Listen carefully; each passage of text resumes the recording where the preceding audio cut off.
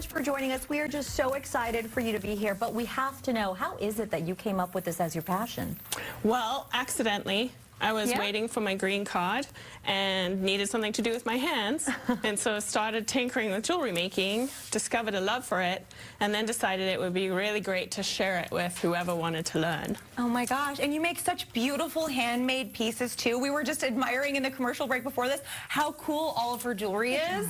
Tell us about some of your classes, because people can actually learn how to make this. Yeah, so I do private and one-on-ones in my little studio in Greenwood.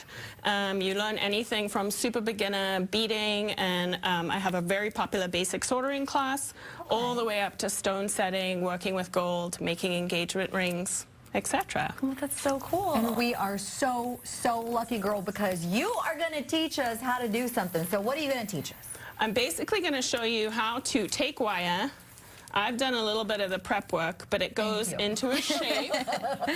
You then are going to solder it, and then I'm going to have the two of you actually shape the ring into a round ring after soldering. Okay. But I thought I would demo a little bit of a please flame show action. us. We're going to get some close-ups of you doing just that here in a minute. Cool.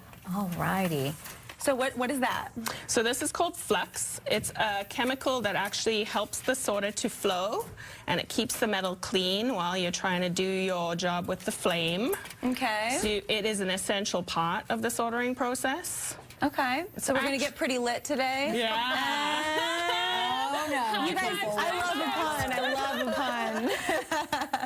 And then this is a little bit of solder that you need, obviously, to do soldering. And you'll put it on the seam.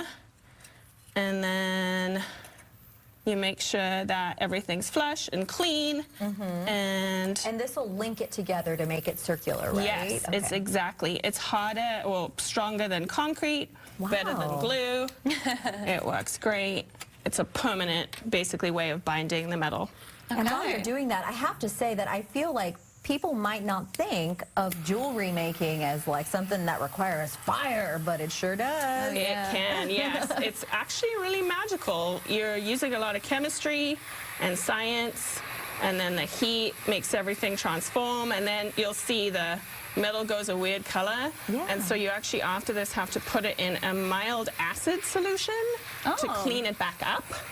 And then it's ready for you to shape it. And then once it's shaped, there you go, beautiful sorted rings. Look at that. And then once these are shaped, you'd actually put them in a machine called a tumbler, and they tumble for about 2 to 8 hours, depending. And that cleans it up all nicely, makes it hard enough to wear, polishes it pretty, and so they'll end up looking like that. So cool. Wow, look at that difference. Amazing. Right? Yeah, so it goes from this crazy look. So it kind of gets some of the burnt part off, the ashes off. It gets the oxidation and the leftover flux off of there. Cool. Yeah. So what's the next step? Alrighty, so I want the two of you to get your rings. Okay. And this crazy heavy tool, it's called a mandrel. This is heavy. I was like, slow motion picking this up. Kind of want you to push it against your sternum, so you're going to use that as an extra way to hold it. You're then going to take the ring and slide it onto the mandrel. Okay. You're going to try and hold with your non-dominant thumb. Do we like pull down pretty hard? Yeah, pull it down, get it as far as it'll go. Okay, got it. Okay, then hold with your non-dominant thumb. Get your mallets. Oh my gosh. Goodbye thumb.